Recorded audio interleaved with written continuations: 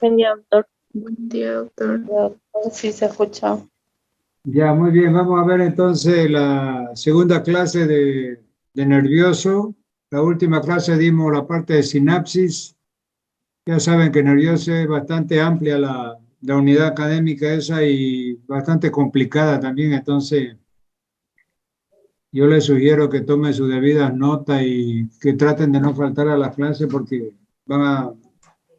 terminando esa unidad ya vamos a hacer la evaluación del primer parcial y hay bastante materia ahí, ¿no?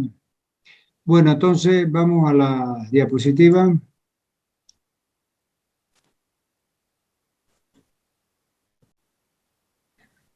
Aquí tenemos la primera diapositiva.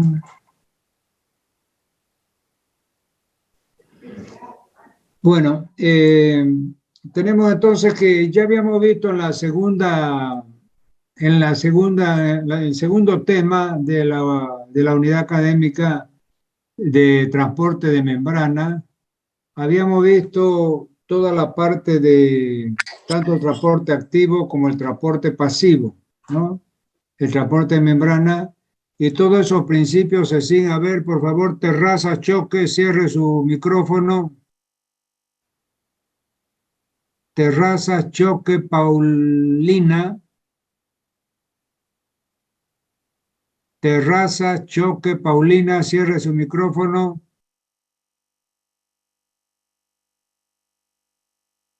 Hola, hola.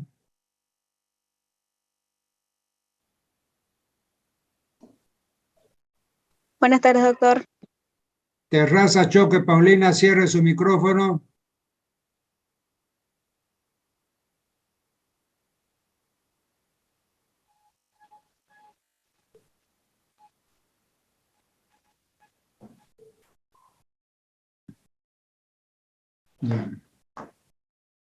Hola, hola, ¿el resto me está escuchando? Aló, aló. Sí, doctor. Ya. Sí, doctor. Bueno, les decía yo de que el transporte de membrana tiene mucho que ver este mecanismo de los canales iónicos. Habíamos visto que en el transporte activo había uso de energía, en el pasivo no hay uso de energía. En el transporte activo tenemos que es primario y secundario, dependiendo del lugar que se tome la energía. Y en el transporte pasivo habíamos visto difusión simple, difusión facilita, transporte a través de los canales iónicos y transporte a través de los Cerrudo y Jacqueline Claros. Cerrudo y Jacqueline Claros. Voy a tomar nota aquí.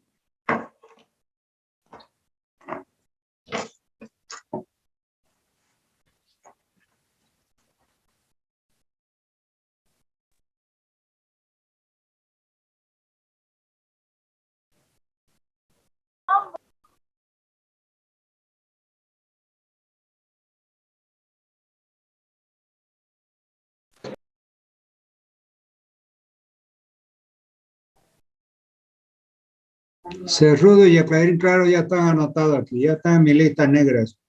Voy a tomar oral. Y los otros próximos, si hay nuevo ruido, lo voy a silenciar, pero ya esto ya queda en la lista negra. Muy bien, entonces decíamos de que todo ese mecanismo de transporte de membrana entra ahora con relación a los canales iónicos. Entonces, los canales iónicos son aquellos que permiten el paso de iones positivos, cationes, y el paso de iones negativos o aniones para poder producir la despolarización de la membrana y el pasaje del impulso nervioso. Entonces, a eso nos vamos a referir ahora. Vamos a ver qué son los canales cationes y qué son los canales aniónicos. Los canales catiónicos permiten el pasaje casi siempre de iones de sodio y algunas veces de potasio y calcio, lo que excita la membrana postsináptica. Por ello, toda sustancia transmisora que abra los canales catiónicos es transmisor excitador. ¿Qué quiere decir? Ya lo hemos visto en la clase anterior. Habíamos visto potencial postsináptico excitador y habíamos visto potencial postsináptico inhibidor. Entonces, ambos potenciales se debe a un juego de estos iones catiónicos y de los iones aniónicos, o sea, aquellos que son cargados positivamente. Cuando hay excitación, ya vamos a ver, entra el ion sodio al interior de la célula y la célula se carga positivamente por fuera y negativamente por dentro. Y cuando entran los aniones como el cloro, la célula se carga negativamente por dentro y más que positivamente por fuera. Entonces, canales aniónicos facilitan el paso de los iones de cloro y pequeña cantidad de aniones, de otros aniones. Las sustancias transmisoras que lo abren son los transmisores inhibidores. Muy bien. Aquí vamos a ver entonces receptores excitadores. ¿Cuáles son? La apertura de los canales de sodio y entrada al interior de la célula. Disminución de la difusión del cloro al interior de la célula y salida de potasio al exterior. Habíamos dicho que normalmente la célula está cargada electropositivamente por fuera y electronegativamente por dentro. La célula o sea, la membrana celular. La membrana celular, entonces, que rodea la célula, está cargada electropositivamente por fuera y electronegativamente por dentro, cuando está en reposo. Cuando viene el potencial de acción, y ese potencial de acción es excitador, va a entrar el potasio al interior de la célula. Y ahí la célula va a cambiar su polaridad. O sea, va a quedar cargada electronegativamente por dentro y electropositivamente por dentro y electronegativamente por fuera. En ese momento la célula está despolarizada. Muy bien. ¿Y qué es lo que contribuye para ese cambio de polarización de positiva por fuera y negativa por dentro? Son justamente estos elementos que yo estoy leyendo. Por eso dice receptores excitadores. Entonces, todas esas sustancias que son los iones cargados positivamente como el sodio, cuando aumenta la entrada de sodio al interior de la célula y aumenta y disminuye la difusión de cloro al interior de la célula y aumenta la salida del potasio, entonces tenemos que se va a generar un potencial excitador. Repito, la entrada de sodio al interior de la célula, ¿ya? Y la salida de cloro, que es negativo del interior de la célula, y la salida de potasio hacia afuera de la célula, hace que esos sean potenciales excitadores. Sigamos. Vamos a ver los potenciales inhibidores. ¿Qué sucede? En el potencial inhibidor tenemos que completamente lo contrario. Fíjense ustedes. Hay apertura de los canales de cloro, entonces el cloro, que es carga negativa, sale de dentro de la célula. ¿Ya? O sea, perdón, el cloro, que es negativo y está en mayor cantidad fuera de la célula, va a comenzar a entrar dentro de la célula. Entonces la célula se va a cargar electronegativamente por dentro. Cuando hay aumento de la salida de potasio al exterior, el potasio es un ion, es un catión, o sea, con carga positiva. Entonces, si salen cargas positivas del interior de la célula y entran cargas negativas, entonces va a haber una carga, una electronegatividad en el interior de la célula. Y esa electronegatividad en el interior de la célula va a hacer que la célula se inhiba. Nosotros habíamos visto que la célula, cuando estaba en reposo en la sinapsis, era de menos 65 milivoltios. Ahora, si eso se iba a menos 70 milivoltios, la célula se encontraba hiperpolarizada y se volvía inexcitable. Entonces, ese es el principio del potencial postsináptico excitador, en el caso del sodio que vimos anteriormente, y este es el principio del potencial postsináptico inhibidor. O sea que la célula, en vez este juego de iones positivos y negativos, en vez de la célula migrar cuando llega el impulso hacia el menos 45, que es umbral, la célula se va más para abajo, más negativa, y se va a menos 70 y queda hiperpolarizada, queda inexcitable. Entonces, esa es la explicación de estos receptores que hemos vuelto de nuevo. Eso lo vimos bien nosotros en la clase anterior. Neurotransmisores. Entonces, aquí tenemos una figura donde se producen estas sustancias llamadas neurotransmisores. Son sustancias químicas que se encargan de la transmisión de las señales de una neurona a otra a través de la sinapsis. También se encuentran las terminales axónicas de las neuronas motoras, donde estimulan las fibras musculares para contraerlas. Son producidos en algunas glándulas por la glándula pituitaria y adrenal. Entonces, fíjense que nosotros habíamos visto ya eso. Fernanda Velázquez Vega. Voy a anotarlo. Fernanda Velázquez Vega. Tiene el micrófono abierto.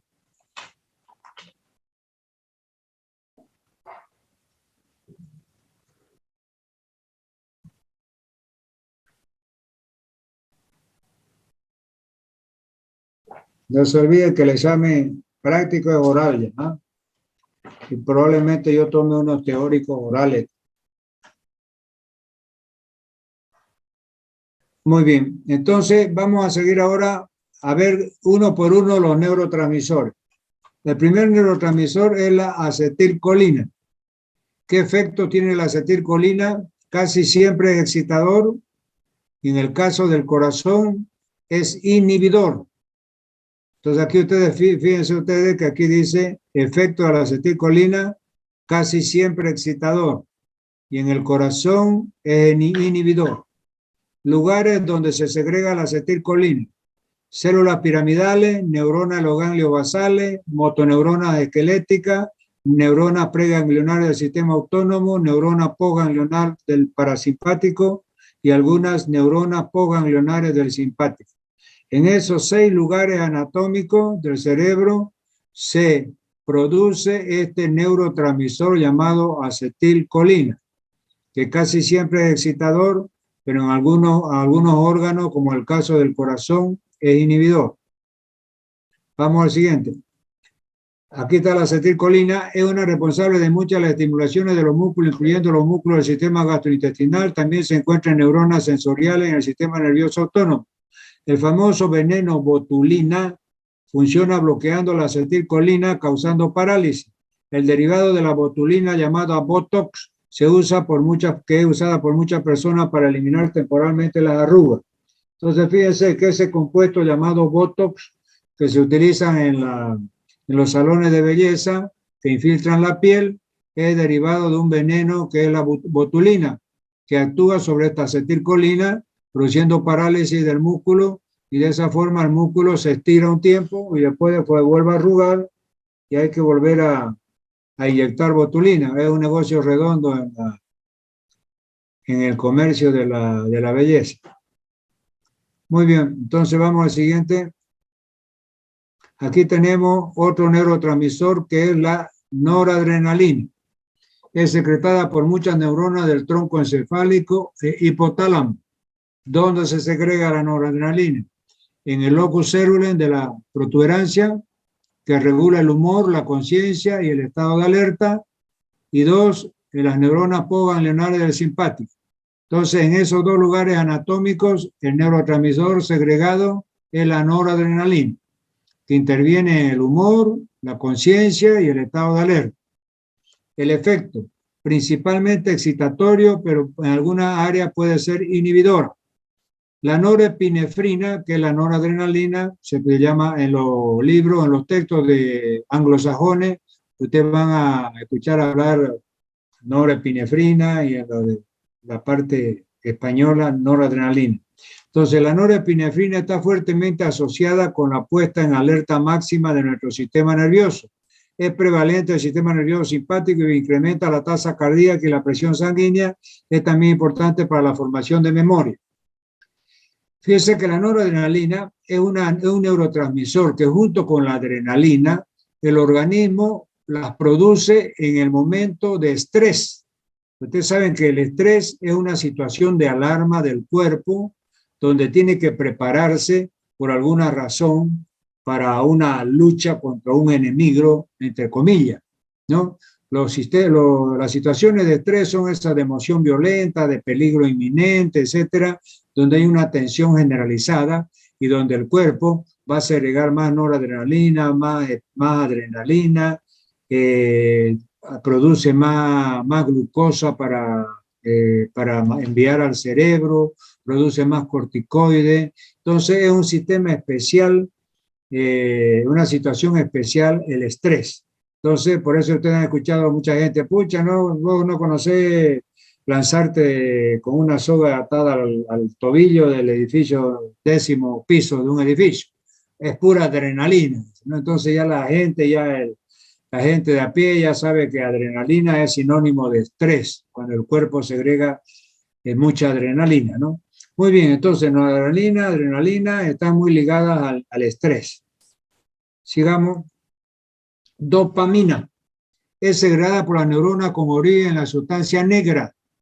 ¿Cuáles son los elementos anatómicos que producen este neurotransmisor llamado dopamina? El cuerpo estriado y los ganglios basales. Entonces, es un neurotransmisor inhibitorio, lo cual significa que cuando encuentra en su camino a sus receptores, bloquea la tendencia de esas neuronas a disparar. La dopamina está fuertemente asociada con los mecanismos de recompensa en el cerebro.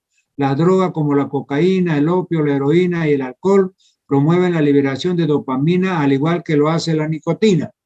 Entonces, fíjense que todos estos narcóticos, cocaína, heroína, el opio, el alcohol mismo y el cigarrillo por la nicotina, es decir, el mecanismo de acción en el cerebro es un mecanismo de recompensa. O sea, la persona que lo usa y se vuelven adictos, es decir, cuando hacen uso de esas sustancias, de esos neurotransmisores, es decir, hay una sensación de bienestar, de felicidad. Muchos de los drogadictos dicen que la sensación está como en una nube flotando, se desconectan del medio ambiente.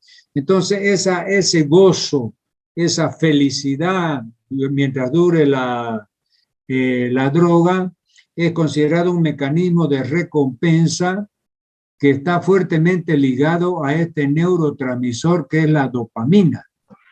O sea, ¿qué quiere decir?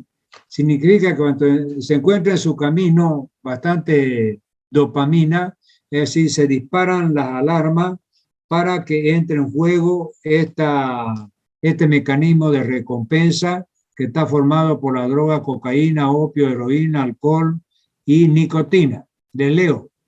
Es un neurotransmisor inhibitorio, lo cual significa que cuando encuentra en su camino a sus receptores, bloquea la tendencia de esas neuronas a disparar. La dopamina está fuertemente asociada con los mecanismos de recompensa en el cerebro. Las drogas como la cocaína, el opio, la heroína y el alcohol promueven la liberación de dopamina, al igual que lo hace la nicotina.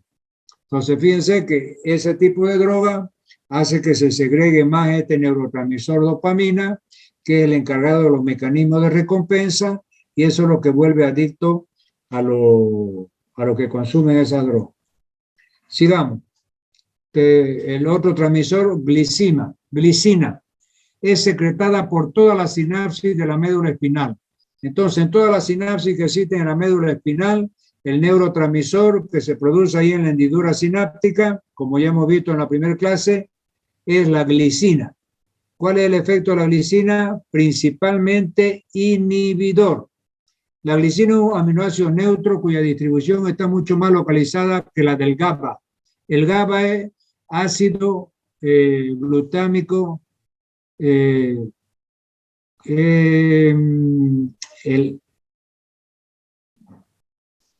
ácido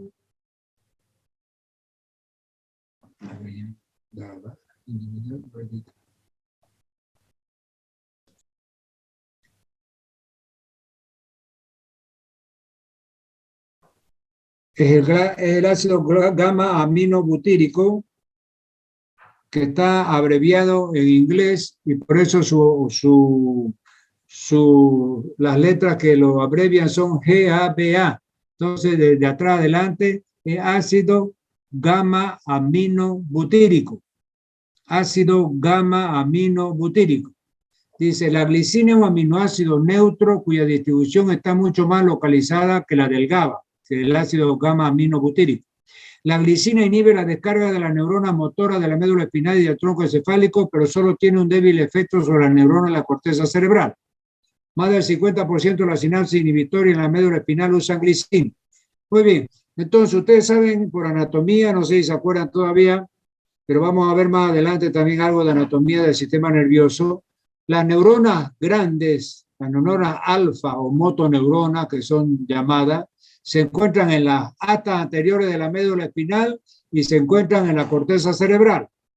Este aminoácido glicina bloquea la acción motora y el dolor que parten de las motoneuronas de las astas anteriores de la médula, pero no así el dolor que parte de las motoneuronas, prácticamente de la neurona alfa, de la motoneurona alfa de la corteza cerebral.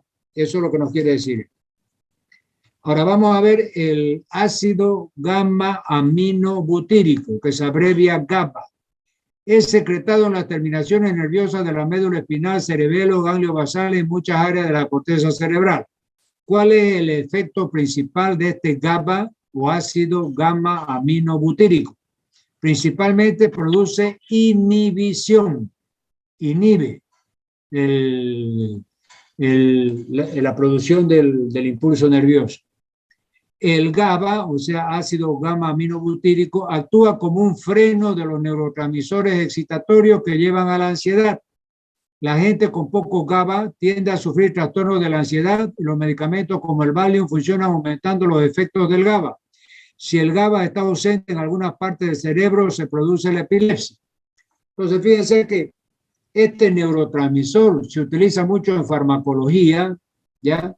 Para contrarrestar los efectos de la ansiedad, ¿ya? Cuando ustedes estudien ya en tercer año farmacología, van a llevar estas drogas que se llaman los derivados tranquilizantes menores y son los que, es decir, se dan cuando el paciente está ansioso, cuando está nervioso, también produce un poco de sueño, se lo da como hipnóticos, ¿no es verdad? Estos son sobre el GABA, tiene una acción. Decíamos que el GABA actúa como un freno a la parte excitatoria, o sea, el paciente cuando está con ansiedad está medio excitado. Entonces el GABA lo que hace es tranquilizarlo, calmarlo. Entonces por eso es que todos estos medicamentos que tiene, como el Valium, como el Librium, que son las benzodiazepinas, pertenecen a la familia de las benzodiazepinas, ya la van a estudiar ustedes en farmacología, es decir, hacen que se calme a través de ese mecanismo. O sea, hacen que actúe el GABA, que ya habíamos visto que el ácido gamma-aminobutírico producía excitación, entonces estos medicamentos bloquean esa excitación y lo llevan a tranquilizarse, a calmarse a estos pacientes. Y cuando ese GABA está súper abundante, se va a ver una excitación generalizada de todas las células nerviosas que llevan a las convulsiones epilépticas. Por eso es que dice acá abajo, si el GABA está ausente en alguna parte del cerebro, se produce la epilepsia. O sea, comienzan las células nerviosas en esa zona a mandar mensajes y a mandar órdenes en forma inconexa, en forma completamente desproporcional, y la persona entra en convulsiones, en epilepsia, justamente por esos grandes mensajes, grandes excitaciones que tienen las células nerviosas por deficiencia de GABA. ¿Ya? Sigamos. Glutamato. Este glutamato es un neurotransmisor que se encuentra en mayor cantidad en el organismo. Tanto es así que en esta diapositiva yo he colocado una distribución de este glutamato, que es un neurotransmisor, y que fíjense, se encuentran 10 gramos de glutamato libre en todo el organismo. Y esos 10 gramos están distribuidos de la siguiente forma.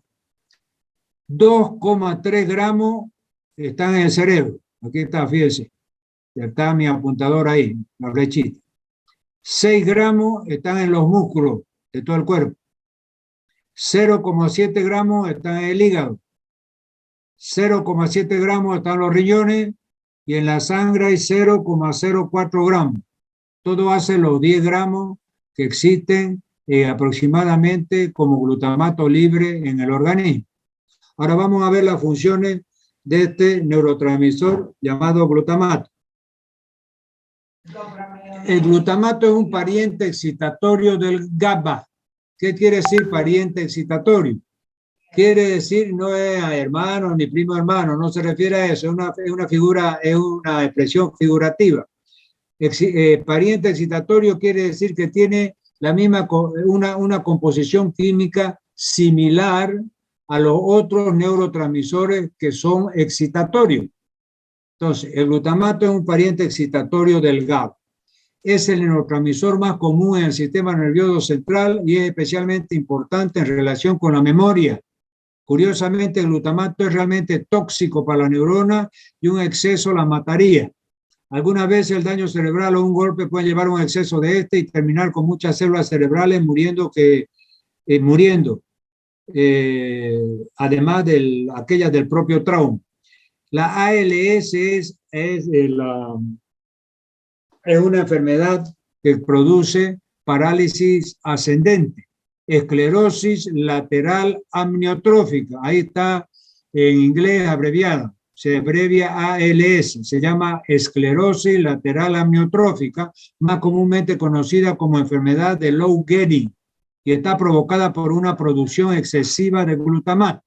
Entonces, ¿qué hemos dicho con relación al glutamato? Primero, que es el neurotransmisor más abundante que existe en el cuerpo.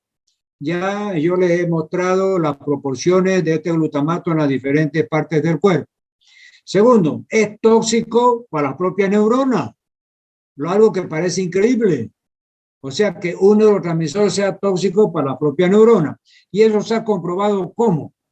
Cuando, por ejemplo, la persona tiene un accidente automovilístico o se cae, qué sé yo, y se golpea la cabeza y tiene un accidente cerebro, es decir, tiene un trauma por un accidente vascular, o sea, un trauma cráneoencefálico y el paciente cae y pierde la memoria, entonces hay células, neuronas que mueren por el trauma, ¿ya?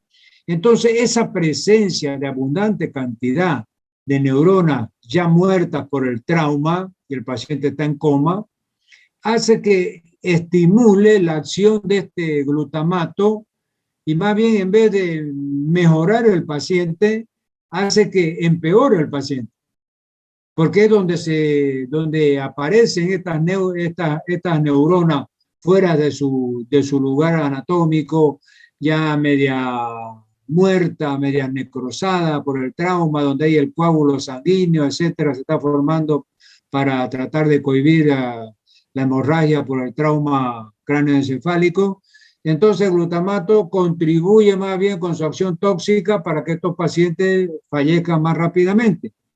De eso se ha inferido de que en esas condiciones este glutamato que está abundante en el cuerpo tiene una acción tóxica. Y se ha visto también que está presente en estas enfermedades que es la esclerosis lateral amniotrófica o enfermedad de Lou Gehrig, que es provocada por la producción excesiva de glutamato. Entonces, son dos observaciones que se han hecho experimentalmente y se las ha verificado clínicamente, donde se ha constatado que este glutamato en gran cantidad es tóxico para las mismas neuronas. Muy bien, sigamos. Después tenemos la serotonina. ¿Cuáles son las acciones de la serotonina? Actúa como inhibidor de la vía del dolor de la médula. Primera acción, inhibidor del dolor de la médula, de la vía del dolor de la médula. Segundo, se cree que sus efectos ayudan a regular el estado afectivo y la inducción al sueño. O sea, interviene en el estado afectivo de la persona y su inducción al sueño, afectivo o emocional, es lo mismo. Se ha encontrado que la serotonina está íntimamente relacionada con la emoción y el estado de ánimo. Cuando hay muy poca serotonina, se ha demostrado que esto lleva a la depresión, a problemas con el control de la ira, a desórdenes obsesivos compulsivos y al suicidio. Entonces, fíjense que cuando hay baja cantidad de serotonina, Es decir, la persona entra en depresión, tiene trastorno del control de la ira, tiene desórdenes obsesivo-compulsivos y puede llegar hasta el suicidio. También poca serotonina lleva a un incremento del apetito de los carbohidratos, sobre todo comidas ricas en almidón y problemas con el sueño, lo cual está asociado a la depresión y a los problemas emocionales. Entonces, si la persona se vuelve, por este incremento de la serotonina, aumenta su apetito, se llama bulimia. Entonces come, sobre todo hidratos de carbono, que son los azúcares y los almidones, y entonces engorda, entonces va a tener una tendencia a la obesidad. Entonces eso va a empeorar su depresión. O sea, ya está deprimida y por esa ansiedad se vuelve obesa, es decir, eso contribuye para que pueda llegar a un desorden obsesivo-compulsivo y pueda hasta tentar el suicidio, ¿no, verdad? Muy bien, eso era la serotonina. Óxido nítrico. Fíjense que este neurotransmisor es el único neurotransmisor de todo lo que hemos visto, ¿ya?, que no está almacenado en las vesículas donde se almacena el neurotransmisor. Ya vimos en la primera clase que ahí en la terminal sináptica había unas bolsitas y esas eran las vesículas donde se almacenaba el neurotransmisor, ya sea acetilcolina, noradrenalina y todos los otros, GABA, serotonina, etcétera, ¿no? Este óxido nítrico no, este no se almacena, nunca está almacenado. Se produce en el momento que se necesita, el organismo inmediatamente lo produce. O sea, no, esa es una de las distinciones bien típicas de este óxido nítrico.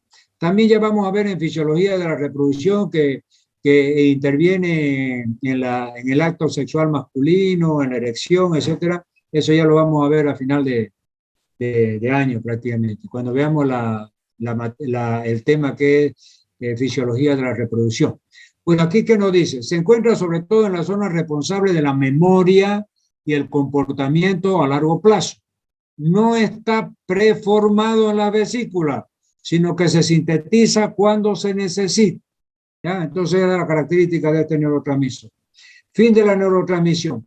Entonces, acá nuevamente nos da un esquema. Voy a poner mi apuntador aquí para que me sigan. Aquí tenemos, en forma de palillo de tambor, que lo hemos visto ya cansado de verlo, que es el axón de la neurona presináptica. Y esta es la dendrita de la neurona postsináptica. Aquí está la hendidura sináptica, donde es vertido el neurotransmisor cuando se produce potencial de acción y pasa el impulso de esta célula presináptica a la célula postsináptica. Ya yo les había dicho que este neurotransmisor, sea acetilcolina, noradrenalina, lo que sea, cuando pasa el impulso nervioso, el excedente, lo que resta de neurotransmisor aquí en la incisura, o sea, en este canal sináptico, tiene que destruirse a través de 3 mecanismos. El primer mecanismo es el exceso, o sea, el saldo, lo que sobra, se va hacia la parte donde está el líquido intersticial y se difunde en el líquido intersticial, se diluye y se pierde, desaparece. El segundo paso, fíjense, hay una enzima específica para destruir este neurotransmisor que ha quedado de residuo. En el caso de la acetilcolina, esa enzima se llama acetilcolinesterasa. Entonces, a través de la acetilcolinesterasa se destruye un porcentaje de ese neurotransmisor que sobró. Y otro porcentaje se va a recaptar y va a entrar de nuevo a la célula para ser reutilizado. Entonces, esos son los 3 mecanismos a través del cual el restante del neurotransmisor que queda aquí en la hendidura sináptica va a desaparecer. Por difusión, sí, difunda los espacios vecinos. Por destrucción de la enzima colinesterasa, por ejemplo, en el caso de la acetilcolina, también desaparece otro porcentaje del residuo que sobró. Y otro porcentaje por recaptación es recaptado por la neurona presináptica para ser reutilizado posteriormente. Entonces, de esa forma, nosotros terminamos con este tema de la neurotransmisión y todos los receptores, los neuroreceptores, ¿ya? El tema número 2. Si tiene alguna pregunta, por favor, la hacen. Recording stopped. Adelante. Yo sé que es Doctor. difícil, es complicado esto, no es fácil. A ver, Eva Condori Bautista, adelante. Buenas, doctor. Una pregunta.